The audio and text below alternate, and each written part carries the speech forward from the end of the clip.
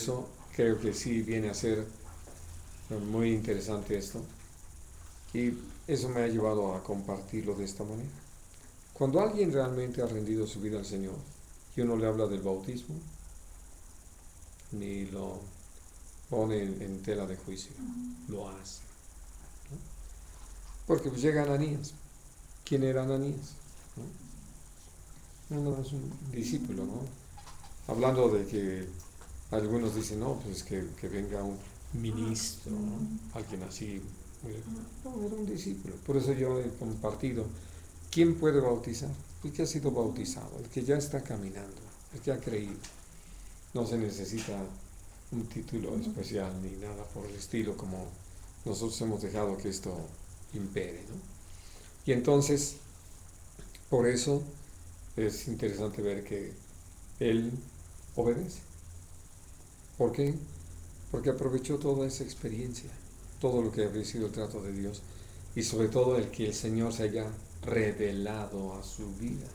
Y ya teniendo todo ese entendimiento, lo que no hizo fue resistirse a vivir una experiencia así.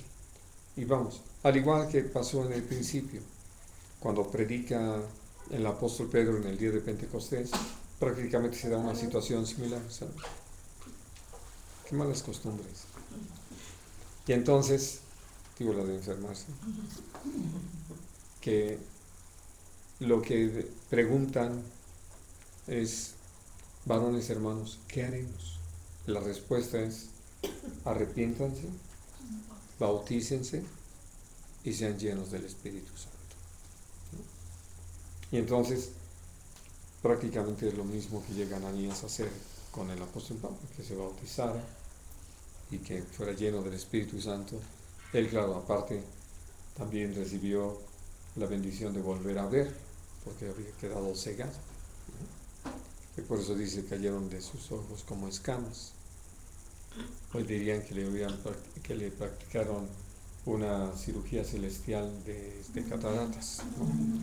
Bueno, pero finalmente lo importante para nosotros es mirar que el Señor en su poder obró de tal manera que el apóstol Pablo estaba listo y lo practica, y entonces empieza a vivir una vida nueva ya en el poder del Espíritu Santo.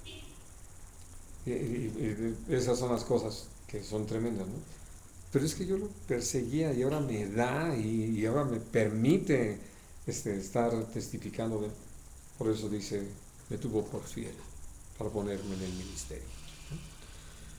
Y puedo decirles que eso es lo que Dios ha hecho con nosotros. Eso es lo que tenemos que apreciar de su misericordia.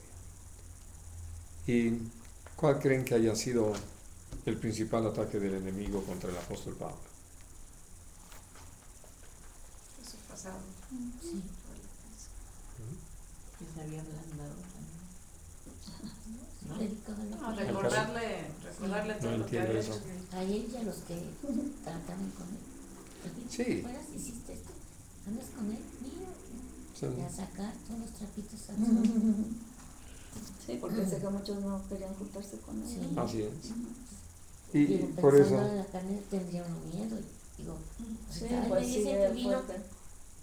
que ese sí se mató a este y mandó a matar. Yo le tengo miedo. claro, Hasta que también yo que Dios habló.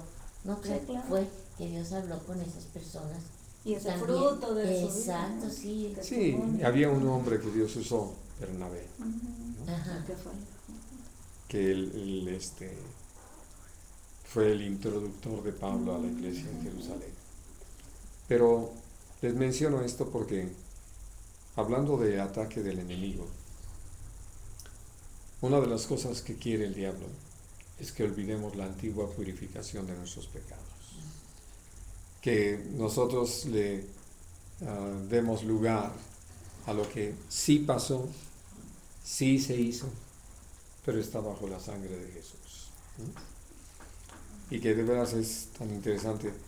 Hay varios himnos que hablan de este tema, y creo que la razón es muy comprensible. debido a cómo muchos hermanos se frenan para servir a Dios, porque inmediatamente aceptan un engaño del diablo. Tú no eres merecedor, ¿no? Tú no mereces tener ese privilegio, ¿verdad? Y el diablo hablando de eso. Sí, pero precisamente porque esto es para santos, ¿no? Y allí es donde, por eso es tan precioso el testimonio del apóstol Pablo. Sí, habiendo sido, fui recibido en misericordia. Ese ya es un asunto del pasado. Ahora, por la gracia de Dios, soy una nueva persona, ¿no? Bueno, es más, ya ni me dicen Saulo, ya me dicen Pablo. Bueno, vamos, todo un cambio, algo transformador, maravilloso, y que uno puede mirar en todo ese testimonio precisamente lo que Dios quiere que cada uno de nosotros tengamos presente, para que con esa seguridad actuemos, porque no va a faltar quien, usado por el enemigo, venga y nos diga: y tú con esa cara te atreves a pararte a hablar de esto. Sí, porque del que tú hablas se murió, ¿no? Tengo la misma cara, pero soy un hombre nuevo, ¿no? Diferente.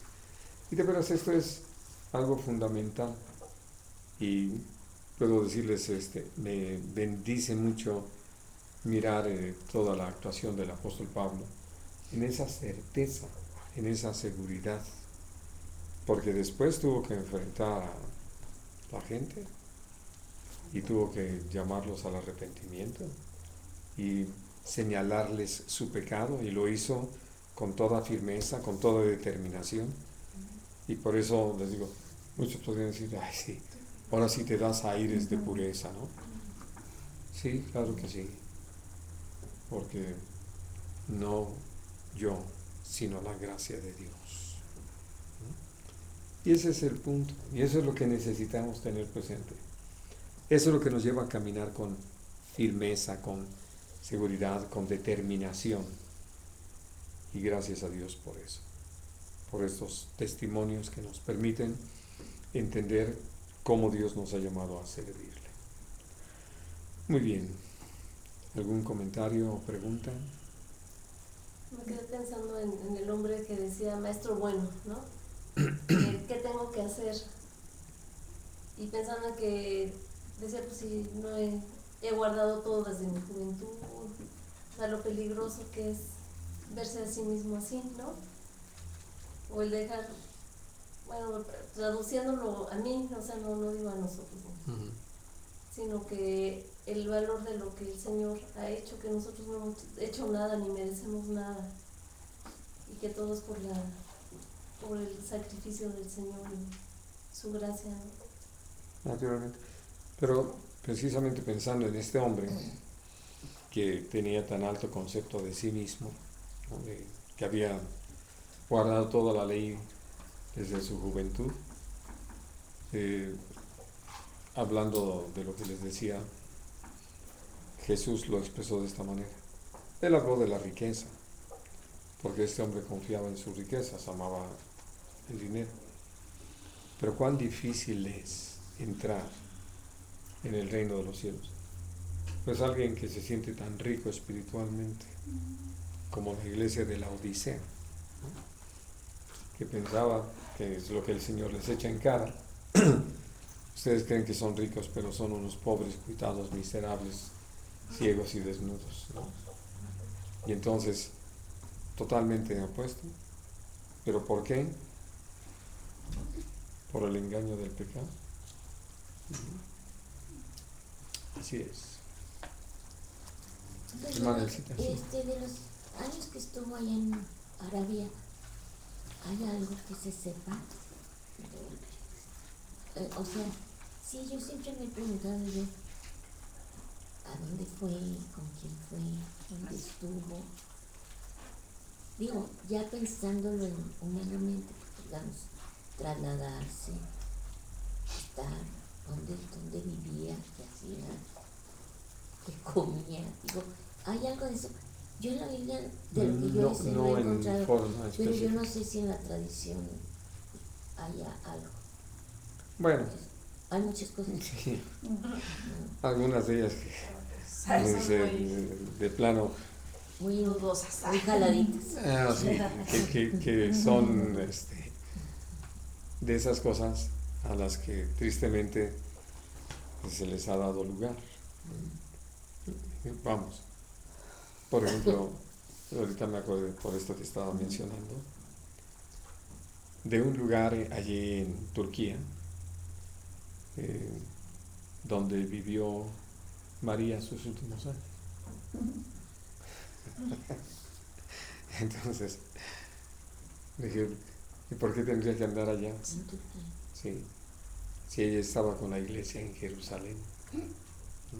Y luego con Juan en Panos, ¿no? ¿En Patmos?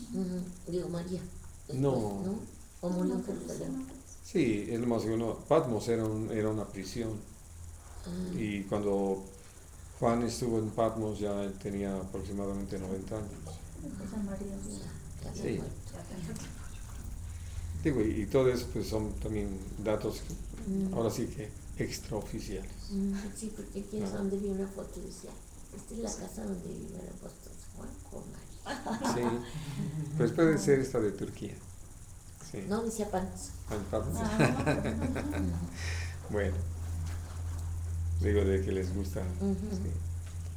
Sí. Y sobre todo, hablando de esto del apóstol Pablo, todo lo que nos hace saber es que fue más bien ese tiempo donde él empezó a recibir mucho de la revelación de parte de nuestro Padre Celestial sobre la iglesia. Es decir, él tuvo todo un entendimiento acerca de nuestro Señor Jesucristo y lo que fue su tarea en el principio, y de eso empezó a testificar. Pero Dios lo había llamado para más, ¿no? Y entonces, en esa revelación, que es a la que se refiere en Gálatas, nosotros podemos ver que para él vino a ser muy claro, sobre todo el asunto de la gracia, porque hablando de por qué tuvo que haber una discusión muy fuerte, lo que llamamos el primer concilio allí en Jerusalén, es por la falta de entendimiento en ese sentido, aún de la iglesia, ya no solamente de gente entre los judíos. Y entonces ahí quedó de manifiesto cómo el apóstol Pablo había recibido una revelación tan amplia, ¿no? Tan clara, de realmente lo que es la gracia, y que por eso su carta a los romanos tiene tanto peso. Porque pues, imagínense, para decir algo así, que por eso yo sé que los enemigos de Pablo lo usaban como uno de sus argumentos. Ya no estamos más bajo la ley, ahora estamos bajo la gracia. Ahí está, ya ven, está en contra de la ley. Y ya ven, si es así, en contra de Moisés, y eso en contra de Dios. Y entonces el templo, ¿dónde queda? No, el templo somos nosotros. Ya ven, ahí está. Este hombre está en contra de todo lo nuestro, porque tuvo toda esa revelación y él empezó a compartirla. Y por todo lo que entendemos a la luz de la palabra, el primer lugar donde empezó a compartirlo fue en Antioquía de Siria. Y ahí fue prácticamente su base para todo lo que conocemos como los viajes misioneros, ¿no? Allí regresaba a dar cuentas a los hermanos. Pero lo que es así muy claro es que ese tiempo, antes de que Bernabé fuera por él, fue cuando Dios trajo toda esa revelación a su vida. Sí. Por eso no es extraño que después el de la voz cantante era Pablo. Bernabé lo acompañó. Y no que no supieran. Creo que Bernabé mismo iba aprendiendo, ¿no? Sí.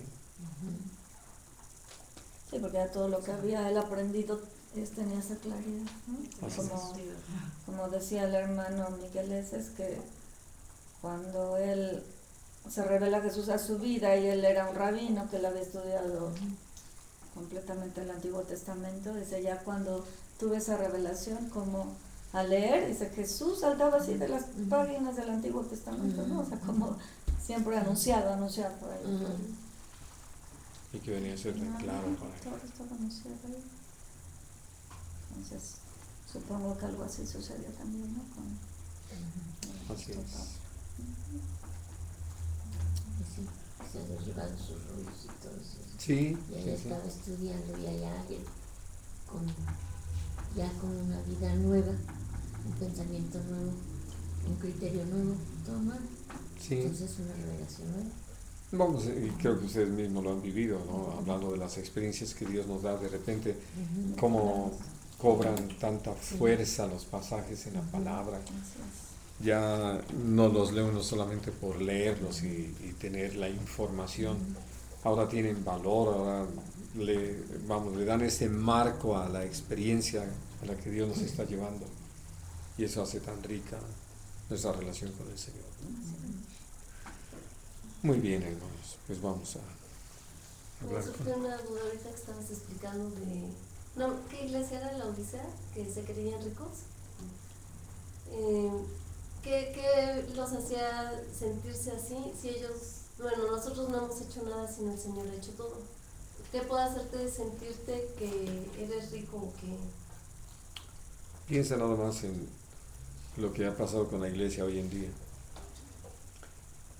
Ya tenemos personalidad jurídica, somos socialmente aceptados.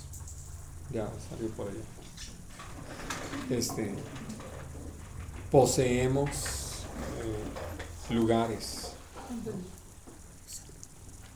Tenemos escuelas, hospitales, centros de atención a drogadictos, alcohólicos, asilos, orfanatorios, ¿no? Y jets privados y tantas cosas. Televisiones reales. Y así tenemos los satélites, porque allá son 2 satélites, y podemos transmitir por radio, televisión, internet, etc. Entonces, hablando acerca de todo eso, uno puede decir, no, qué bárbaro, ¿cómo hemos avanzado? ¿En qué sentido? Pues en lo material y aún en lo social, pero espiritualmente, ¿cómo está la iglesia? ¿No? Precisamente hablamos de una película que se hizo sobre pues casos que tristemente son reales, porque aunque se, vamos a decir, novelizó un poquito, fue la manera en que un pastor se deshace de su esposa para andar con otra mujer y literalmente la mata, la asesina, ¿no? Entonces, pero muchos lo defienden. ¿Por qué? Habla bien, ¿no? Sabe mucho y cosas así. Y se olvidan de algo que dice el Señor tan claramente: por sus frutos los conoceremos o seremos conocidos. Y lo más interesante es que el Señor no habla de que cada quien invente los frutos que quiera o determine. Él mismo nos habla de eso, qué frutos espera. Y puedo decirles que así, el principal señalado en la Biblia, la santidad. Ser santos como Él es santo, porque sin santidad ninguno de nosotros va a poder ver al Señor. Entonces, hablando de esa condición, donde aún la misma sociedad dice, telepredicador rico, y los entrevistan y hablan acerca de el poder de convocación y cosas por el estilo, solo para terminar descubriendo que viven tan ajenos a lo que realmente es en el servicio al Señor, y por eso, creyendo ser ricos, en realidad hay mucha pobreza, ¿no? Ceguera espiritual, sin vestiduras blancas para encontrarse con el Señor. Entonces, por eso es que a eso se refiere. ¿Cómo es que podemos llegar a eso? Pues dándole importancia a lo que realmente no tiene importancia y olvidándonos de lo que es importante. ¿Alguna otra cosa, hermanos? Bueno, eso es en los modernos, pero en el pasado. Igual, eso siempre ha sido. También que tenían escuelitas o así. No, suponte que no tenían escuelitas, pero tenían dinerito. Bueno, pues, La dice la capacidad palabra de ir y venir, ¿no? de los que hacen mercadería con ustedes. Entonces, lo que hemos tenido la oportunidad no es nuevo, está desde el principio. Sí. Sí, no, me refiero sobre todo a que se traduce a lo material, ¿no? Ese es para Sí. todos los tiempos, ¿no? Sí, y ya no me digan pastor, doctor en teología, y doctor en divinidades, y doctor en Apóstol. y apóstol. Pero quiero decir, todo eso habla de pues, cómo queremos impresionar al mundo, porque y todos los que no conocen al Señor pues impresionan por ese tipo de cosas, ¿no? Muy bien. Pues bueno.